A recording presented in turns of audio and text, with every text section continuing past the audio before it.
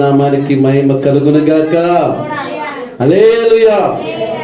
ఒక వాక్యాన్ని జ్ఞాపకం చేసుకున్నా. లూకాసు సువార్త 14వ అధ్యాయము 15వ వచనాన్ని చదువుకుందాం.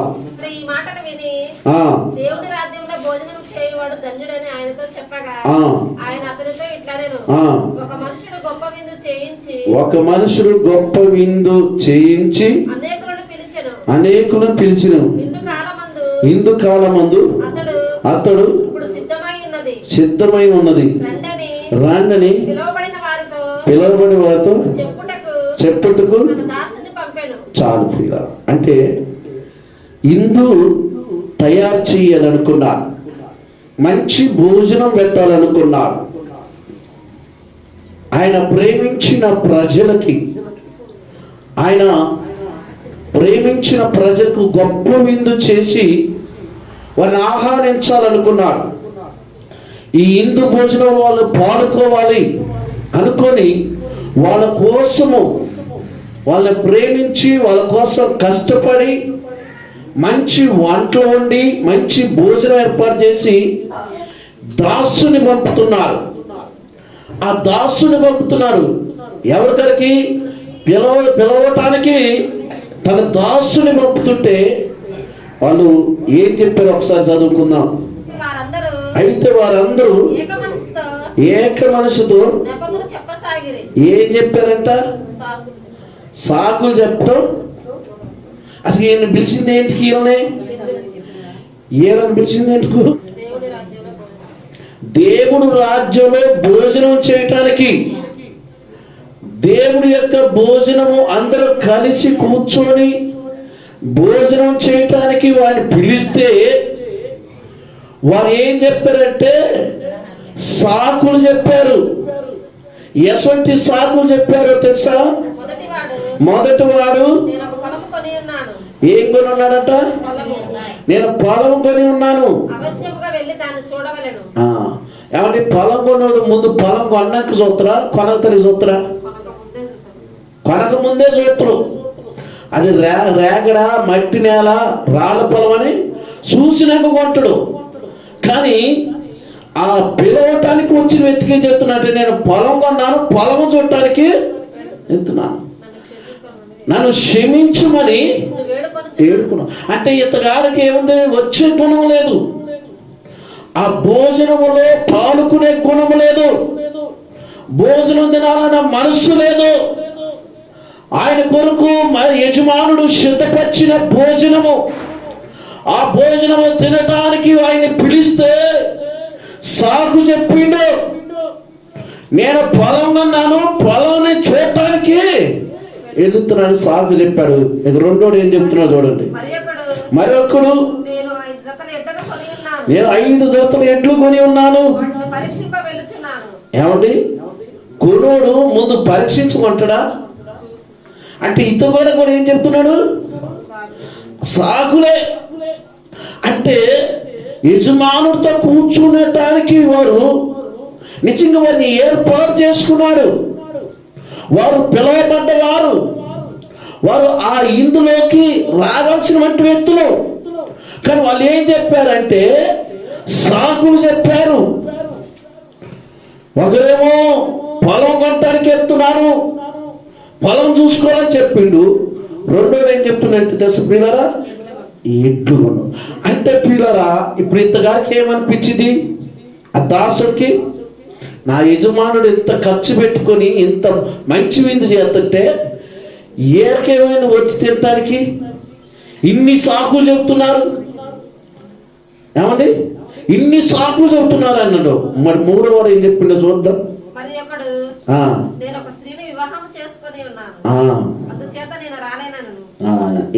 దేంట్లో ఉన్నట్ట? పెళ్లి.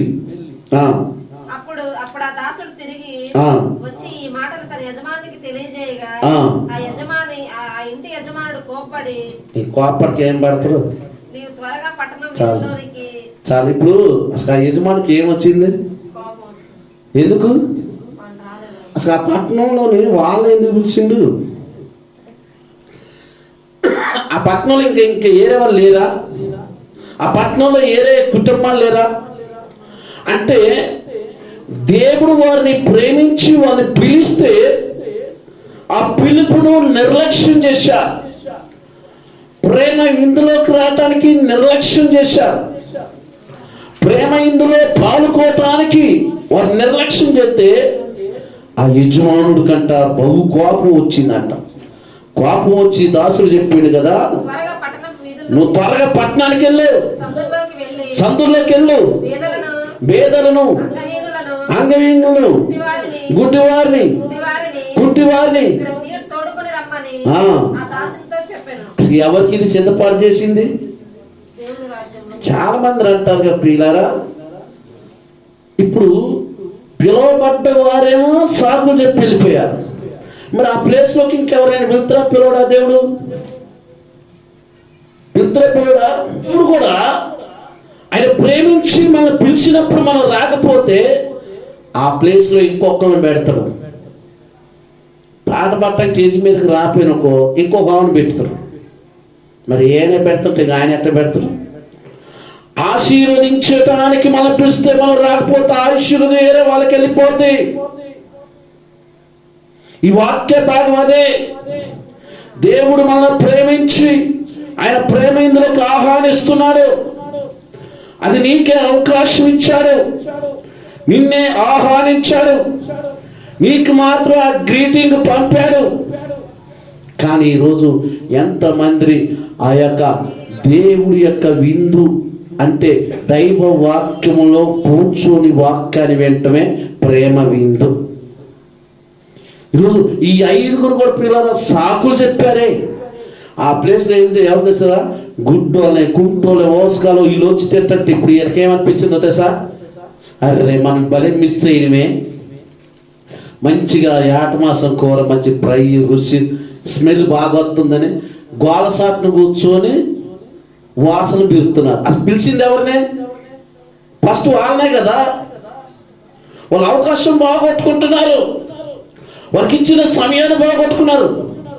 ఈరోజు దేవుడు కూడా నిన్ను అదే అడుగుతున్నాడు. నేను నీకు ఇచ్చిన అవకాశాన్ని, నీకు ఇచ్చిన సమయాన్ని, నేను పిలిచిన పిలుపుకు నువ్వు నాకే సాకు చెబుతుంటే ఆయన కోపడుతున్నాడు. ఆయన కోపడి ఏం చేస్తా సార్, నువ్వు పక్కన పెట్టి ఇంకొకరు పిలిచి కొత్తాడు ఆయన.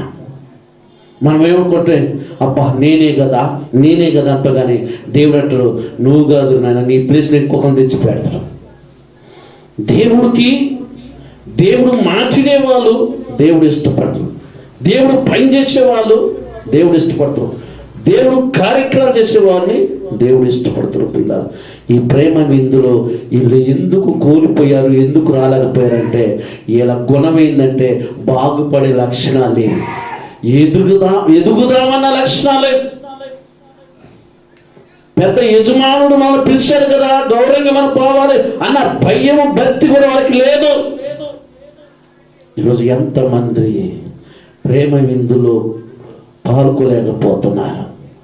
అందుకనండి ప్రియులారా, చూడండి చాలా మంది ప్రియులారా, మనం ఏదో పక్షం చేస్తే చుట్టాలందరూ వస్తారంటున్నది, చుట్టాలందరూ రారు. సాయంత్రం భోజనాలు పెడితే ఆ రోడ్లంతో అందరికీ పంపిస్తుంటాం. ఎందుకు అనుకున్నారు? అది పోగొట్టుకున్నారు. రేపు పరలోకం కూడా అంతే, పరలోకం కూడా మనకి అంతే, పరలోక రాజ్యం కూడా అంతే.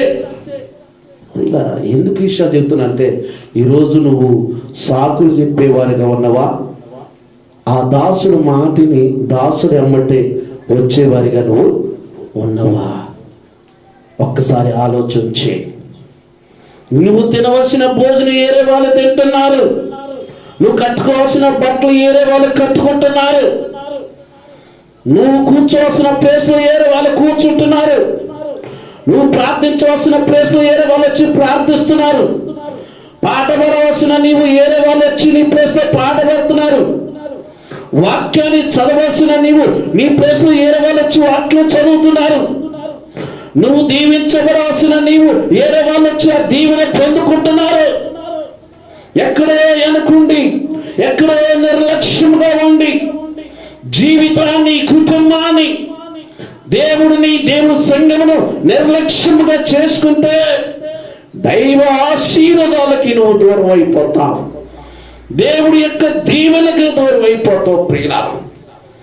మన ప్రియులారా, ఒక దైవజనుడు 1500 మందికి పాస్టర్ గారికి 25 కేజీలు రైస్ కట్టించిండు ప్రియులారా. ఒక పాస్టర్ గారు నాకు ఫోన్ చేసి అంటున్నారు కదా, నేను రాను, మా అమ్మగారు కూడా వచ్చే అవకాశం లేదు, కానీ నా పేరు చెప్పి బియ్యం కట్ట తీసుకున్న అయ్య గారు మీకు ఆటో ఉందిగా అన్నాడు.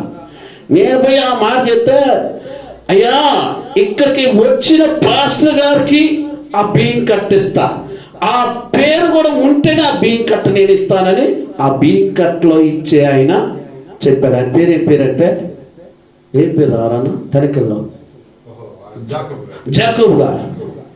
ఆయన గారికి వెళ్ళాను, అయ్యా ఆ పేరు ఉంటేనే నేను ఇస్తానన్నాడు. పిల్లరా, ఆయన ఇక్కడే ఉండి కూడా రాలేకపోయిండు, అంటే ఆ రోజు ఆయన ఏం కోల్పోయిండు? బియ్యం కట్టను కోల్పోయిండు, అమ్మగారికి ఇచ్చిన బట్టలు కోల్పోయిండు, అయ్యగారికి ఇచ్చిన బట్టలు కోల్పోయిండు. ఆ ప్లేస్ లో ఉన్నవారికి, ఆ టయానికి ఉన్నవారికి, ఆ పేరు ఉన్నవారికే అవి పొందుకునే అర్హత, వాటిని తినే అర్హత, వాటిని ధరించుకునే అర్హత, వాటిని సొంతం చేసుకునే అర్హత నీవు నేను కూడా అంతే. సంఘములో అయినా, మందిరంలో అయినా, పరిచర్యలైనా, ప్రార్థనలైనా, దైవ సేవకుడు పిలుపు మనం నిర్లక్ష్యం చేసుకుంటే, దేవుడి యొక్క పిలుపు నిర్లక్ష్యం చేసుకుంటే, నీవు అనుభవించవలసిన అన్నిటినీ పక్కంటోలు అనుభవించుతారు. సౌలు ఎగస్టాల్ చేసిండు, గొర్రెలు కాసి దావీదుని తీసుకొచ్చి సౌలు పక్కన పెట్టిండు దేవుడు. సౌలు అనుకున్నారు కదా, నేను రాజుని, అధికారం ఉంది, జ్ఞానం ఉంది, తెలివితేటలు ఉంది, నాదే చెల్లింది, నాకు మించిన లేరన్నాడు. సౌలు ఎగిరిండు, గొర్రెలు కాసే దావీదుని తీసుకొచ్చి రాజుగా చేసిండు. రాజుగా ఉన్నాడు సౌలుని తీసి నేలకేసి కొట్టిండు దేవుడు. పిల్లరా, సంఘంలో నువ్వేనా, నేనైనా, ఎవరైనా అణిగి మణిగి దక్కించుకొని లోబడి ఆయన వాక్యాన్ని విని ఆయన వాక్య ప్రకారంగా మనం జీవించాలి ప్రియులారా. ఈరోజు ఒక్కసారి నువ్వు ఆలోచన చేయి ప్రియులారా. చెప్తున్నట్టే 2024లో నువ్వు ఎటువంటి యొక్క ఇగో బైబుల్లో ఉన్న భక్తుల్లాగా ఒక సాకులు చెప్పుకొని మనం దేవుడి యొక్క సన్నిధికి, దేవుడి సంఘానికి, దేవుడి మందిరానికి దూరమై దేవుడు దీవెనకు దూరం అయిపోతున్నాం. మేము ఒక దైవ సేవకులుగా నీ మంచికో చెబుతున్నారు. మనం వచ్చి ఆయన్ని ఆరాధించవలసిన సమయంలో మనం ఆరాధించకపోయినాం అనుకోండి, ఆ ప్లేస్లోకి ఏరే వాళ్ళు వస్తారు, ఆరాధిస్తారు, ఆరాధించిన వారిని దేవుడు దీవిస్తారు. ఒక్కసారి ఆలోచించి, నేను ఊరికనట్లేదు పిల్లలు, చాలా సార్లు మనం దేవుడి యొక్క దీవెనలు కోల్పోవటానికి కారణం ఇదే. మన ఇంట్లో దరిద్రం రావటానికి ఇదే కారణం, మనకి తెగులు రావటానికి ఇదే కారణం, ఆర్థిక పరిస్థితులు రావటానికి కారణం ఇదే. ఇంకో బైబిల్ ఒకటి ఉంది, నన్ను గణపరచు వారిని నేను. ఈ మాట చెప్పింది దైవజనులు కాదు, పాస్టర్ గారు కాదు, సాక్షాత్ పరలోకమందు ఉన్న దేవుడు. అంటే నన్ను గణపరిస్తే నేను మిమ్మల్ని, మరి మనం గణపరుచుతున్నావా? గణపరిచే విషయంలో వెనక ముందు ఆడుతున్నావా? గణపరిచే విషయంలో సందేహపడుతున్నావా? గణపరించే విషయంలో నిర్లక్ష్యం ఉంటున్నావా? ఒక్కసారి ఆలోచించండి. లూకా సువార్త 13వ అధ్యాయం 6వ వాక్యం చూద్దాం ప్రియులారా. మరియు ఆయన వారితో ఈ ఉపమానం చెప్పిన, ఒక మనుషుని ద్రాక్ష తోటలో అంజూరపు చెట్టు ఒకటి నాటబడి ఉండెను. అతడు దాని పండ్లు వెదకు వచ్చినప్పుడు ఏమీ దొరకలేదు. కనుక అతడు ఇదిగో 3 ఏళ్ల నుండి నేను ఈ అంజూరపు చెట్టును పండ్లు వెదకవచ్చును గాని ఏమీ దొరకలేదు, దీనిని నరికివేయము. దీని వలన ఈ భూమి ఎలా వ్యర్థమైపోవాలని ద్రాక్ష తోట మాలతో చెప్పాను. అయితే వాడు, అయ్యా నేను దాని చుట్టూ త్రవ్వి ఎరువు వేయి మటుకు ఈ సంవత్సరం కూడా ఉండలేము, అది ఫలించినా సరే నరికివేయమని అతనితో చెప్పాను. మీకు ఇది అర్థమైందండి వాక్యం? హల్లెలూయా. ఈ వాక్యం మీకు అర్థమైందా? ద్రాక్ష తోటలో ఏమేసిండు? అంజూరపు చెట్టు వేసిండు. అంజూరపు చెట్టుని ఎన్ని సంవత్సరాలు చూస్తున్నాడు? 3 సంవత్సరాలు చూస్తున్నాడు. 3 సంవత్సరాల నుంచి ద్రాక్ష తోటల కంటే ఎక్కువగా ఇంట్రెస్ట్ పెట్టింది అంజూరపు చెట్టు మీదే, ఎక్కువగా పని చేసింది కూడా అంజూరపు చెట్టు మీదే, ఎక్కువగా శాఖ చేసింది కూడా అంజూరపు చెట్టుకి, ఎక్కువగా దానికి ఎరువేయటం కానీ, దానికి మందు కొట్టడం కానీ, దాన్ని పాడు చేయటం కానీ, ఎక్కువగా శాఖ చేసింది దేనికంటే అంజూరపు చెట్టుకి. కానీ ఎన్ని సంవత్సరాల నుంచి అంట? 3 సంవత్సరాల నుంచి శాఖరి చేస్తున్నాడు ఆ తోటమాలైన. ద్రాక్ష తోటలు అయితే బాగానే పనిది, ద్రాక్ష తోటలు అయితే బాగానే కాయలు కాసినాయి. కానీ అంజూరపు చెట్టు కరికి వచ్చే కల్లా ఏం కనపట్లేదు, ఏం కనపట్లేదు. శాఖరి అయితే చేపించుకుంటుంది, కానీ కాయలు మాత్రం కాయట్లా. అయితే తోట యజమానుడు వచ్చి ఆ చెట్టుకర చూసి బాధపడుతున్నాడు. అయ్యో 3 ఏళ్ళ నుండి చూస్తున్నాను ఈ చెట్టు, అరే ఆకులు పెట్టింది, కొమ్మలు పెట్టింది, గుంపులు ఉంది, పచ్చకుంది, కానీ ఇది కాయలు కాయట్లా, ఇది ఫలించట్లేదు అని ఆ తోట యజమానుడికి కోపం వచ్చి తోటమాల ఎంత అంటున్నాడుగా, దీన్ని నరికేయ్, 3 ఏళ్ళ నుంచి నేను చూస్తున్నా, దీనికి ఎరువేస్తున్నావు, నీరు పోస్తున్నావు, మందు కొడుతున్నావు, చుట్టూ కంచేస్తున్నావు, పాడు చేస్తున్నావు, దాని మీద శ్రద్ధ పెట్టావు, అది మాత్రం అన్ని తీసుకుంటుంది, కానీ దానికి కాయలు కాసే గుణం లేదు, కాయలు పండించాలన్న గుణం నాకు లేదు, దీన్ని నరికేయ్ అని యజమానుడు తోటమాలని చెప్తే తోటమాలైన బతిమాలకుంటాయా, 3 ఏళ్ళ నుండి చూశాను, ఇది 1 సంవత్సరం చూద్దాం. ఈ 1 సంవత్సరం ఏంటంటే 2025 సంవత్సరం. హల్లెలూయా, అర్థమవుతుందండి నేను చెప్పేది.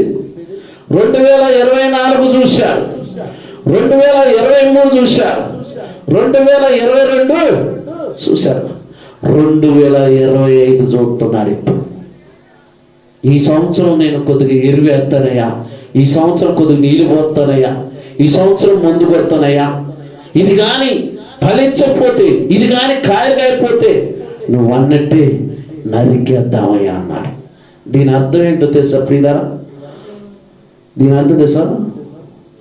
మారు మనసు, ఏమండి, మారు మనసుకు తగిన ఫలం ఫలించకపోతే చెట్టు వేరు మీద గొడ్డలే ఉంచబడదే. దేవుడు మనల్ని ఇది ఈ సంవత్సరం అంతా చూశాను, మార్పు లేదు. మరొక సంవత్సరం యేసయ్య బతిమాలుకుంటున్నాడు కన్న తండ్రి కదా, అయ్యా 1 సంవత్సరం అవుదాం, ఈ సంవత్సరం అయినా మారితేనే ఏం లేదు, మారకపోతే నువ్వు అన్నట్టే ఆ చెట్టుని తీసేద్దాం, ఆ ప్లేస్లో ఇంకొక చెట్టు ఉంచుదాం. దీని అర్థం ఏంటి తెలుసా? నువ్వు నేనే 3 ఏళ్ళ నుండి చూస్తున్నాడు. ఆయనే మనల్ని పోషించేది, ఆయనే మనల్ని కాపాడేది, ఆయనే మనల్ని రక్షించేది, ఆయనే మన కోరికలు నెరవేర్చేది, ఆయనే మన పిల్లలని అన్ని విషయంలో ఆదుకునేది, ఆదరించేది, బలపరిచేది, నడిపించేది. 3 ఏళ్ళ నుండి చూస్తున్నాను. వారిలో మార్పు లేదు, మారు మనసు లేదు, మార్గం లేదు, మంచితనం లేదు, విధేయత లేదు, తగ్గింపు లేదు. కానీ ఇదిగో 2025 సంవత్సరం నేను వారిని చూస్తాను. అందుకనే దేవుడు ఈ 2024 సంవత్సరం అంతా కూడా మనము చేసిన పొరపాట్లను పచ్చబడి 2025లో ఫలించే విధంగా యేసుక్రీస్తు వేడుకుంటున్నాడు. ఒక సేవకుడుగా నేను వేడుకుంటున్నాను, ఒక సంఘముగా నీవు ఆయన సాక్షిగా మనం ఉండాలి ప్రియులారా, ఆయన బిడ్డలుగా మనం ఉండాలి ప్రియులారా. నేను మొన్న కూడా చెప్పాను ప్రియులారా, ఒక కుటుంబమే 30 కుటుంబాలని దేవుడు మందిరాన్ని నడిపించి, ఒక కుటుంబమే ఎంత క్రమంగా ఉంటే ఆ 30 కుటుంబాలు వచ్చినాయండి. ఆ 30 కుటుంబాలకి పాస్టర్ గారు వెళ్ళి ప్రార్థన చేయలేదు, వాళ్ళకి ప్రసంగం చేయలేదు, వాళ్ళ కోసం ఏమీ పట్టించుకోవాలి. కానీ ప్రార్థనకు వచ్చిన కుటుంబమే ఆదివారం వెళ్ళి పత్రికలు ఇచ్చి, బైబిల్ ఇచ్చి, దేవుడి గురించి చెప్పి వాళ్ళని మందిరానికి నడిపించారు. ఈరోజు పిల్లలు వద్ద ఎంత గొప్ప పరిచయం చేస్తున్నారో తెలుసా పిల్లలు. ఈరోజు మనం కూడా ఈ 2025లో మన వాక్యాన్ని వినటం కాదు, మన పాట పాడటం కాదు, మన ప్రార్థన చేయటం కాదు, మనం కూడా ఇతరులని రక్షించాలి, మనం కూడా ఇతరులని ప్రేమించాలి, మనం కూడా ఇతర పట్ల దయ, జాలి, కనికరం కలిగి మనం ఉండాలి. మీకు ఒకటే మాట చెప్పి ముగిస్తా. మదర్ తెరెసా ఎంతమందికి తెలుసు? అందరూ తెలుసు. ఆ ఒక చదువుకున్నావా, కానీ బైబుల్ అంతా చదివినాక, బైబుల్ మీద ఆ మనసు పెట్టినాక ఆమె తీసుకున్న నిర్ణయం ఏంటో తెలుసా? కుష్ఠ రోగులకి, కుంటోలకి, గుడ్డోలకి, మూగోలకి, పక్షవాయు కలిగిన వాళ్ళకి సేవ చేయటానికి సమర్పించుకున్నారు. చప్పట్లు కొట్టండి. ఎవరైనా గక్కుతున్నట్ట మూతంతా దిప్పుకుంటాడు పోతాం. మనమైతే ఆమె అయితే దోషని పట్టింది, కక్కుంటుంటే దోషని పట్టింది. అంత రిచ్ పీపుల్లో ఉన్న పెద్ద చదువు, కలకత్తాలో ఒక మురికాలలో చిన్న డేరా వేసుకొని ఆ బోస్టల్లో రైటేసిన వాళ్ళని తెలుసుకొచ్చి వాళ్ళకి అన్నం వండి వాళ్ళకి స్నానాలు చేసి కట్టింది. అది దేవుడు ప్రేమ. మరి మనం ఏం చూసుకున్నాం? రంగులు చూసుకుంటున్నావా, బట్టలు చూసుకున్నావా, కులం చూసుకున్నావా, మతం చూసుకున్నావా, గోత్రం చూసుకున్నావా, చదువు చూసుకున్నావా, జ్ఞానం చూసుకున్నావా, ఉద్యోగం చూస్తున్నావా, డబ్బు చూస్తున్నావా, హోదా చూస్తున్నావా, మన ఇల్లు చూసుకున్నావా, మనం వేసుకునే బట్టలు చూస్తున్నావా, మనం వేసుకునే బంగారం చూసుకున్నావా? ఏది మనం మట్టు రాదు. ఒక మదర్ తెరెసా గారిని చూసినప్పుడు ప్రియులారా, మనకు ఒక మంచి గుణం నేర్పుతుంది. ఎందుకు సార్? నిన్ను కూడా నీ పొరుగు వారిని ప్రేమించండి అని వాక్యం ఎంత స్పష్టంగా ఉంది. మన బైబిల్ పట్టుకున్న మనము నిజంగా క్రీస్తుని ప్రేమిస్తే మనం ఏం కావాలి? క్రీస్తులాగా మనం మారినమా? చెప్పండి. క్రీస్తు ఏం చేసినంటే తగ్గించుకున్నాడు. నిజంగా క్రీస్తుని మనం ధరించుకుంటే ఆయన కొట్టే వాళ్ళని కూడా ఆయన క్షమించిండు, ఆయన మీద మొఖం మీద మూసే వాళ్ళని కూడా ఆయన క్షమించిండు. మనం ఒక మాట అంటే మనం ఎన్ని మాటలు అంటామండి? మన మీద ఒక రాయితీ మనం ఎన్ని రాళ్ళు వేస్తున్నాం? ఒకసారి ఆలోచన చేయండి. మనం ఏడ తగ్గించుకున్నాం? మరి పైకి మనం క్రైస్తువులు. క్రీస్తుని ధరించుకున్న మనలో ప్రేమ ఉండాలి, స్వార్థం ఉండకూడదు, మనలో తగ్గింపు ఉండాలి, మనలో ఇవి ఉండకూడదు, మనలో జాలి ఉండాలి, మనలో ఖర్చు ఉండకూడదు, మనలో ప్రేమ ఉండాలి, పగ ఉండకూడదు. ఈ 2025లో మనమంతా దేవుడు ప్రేమ కలిగి దేవుడికి సాక్షిగా ఉండి దేవుడి యొక్క మార్గంలో నడుస్తూ అనేక మందిని దేవుడి యొద్దకు నడిపించేవారుగా ఉండాలని ఒక సేవకుడిగా మీ మంచి కోరి మీ మేలుగా చెప్తున్నాను. దేవుడు పనిచేసే ప్రతి ఒక్కరిని దేవుడు దీవిస్తాడు. హల్లెలూయా, హల్లెలూయా. దేవుడు పనిచేసే వాళ్ళని దేవుడు విడిచిపెడతాడా? విడిచిపెట్టడు. దేవుడు ఎవరిని విడిచిపెట్టడు. మీరు అంత ఒక్కటే. ఇక్కడ అయ్యగారు అమ్మగారు లేరు, విశ్వాసులు సంఘ పెద్ద లేరు. సంఘం అంటే ఒకే కుటుంబం, 5 ఏళ్ళు సమానంగా ఉండదు. కానీ క్రీస్తుని కలిగి ఉన్న మనం సమానంగా ఉండాలి. ఒకరు ఎక్కువ ఒకరు తక్కువ అనేది ఉండకూడదు. మనం అంతా దేవుడి పిల్లలు. కానీ అందరినీ కలుపుకొని దేవుడి యొక్క ప్రేమతో నింపి దేవుడు రాజ్య సువార్తను ప్రకటించాలి.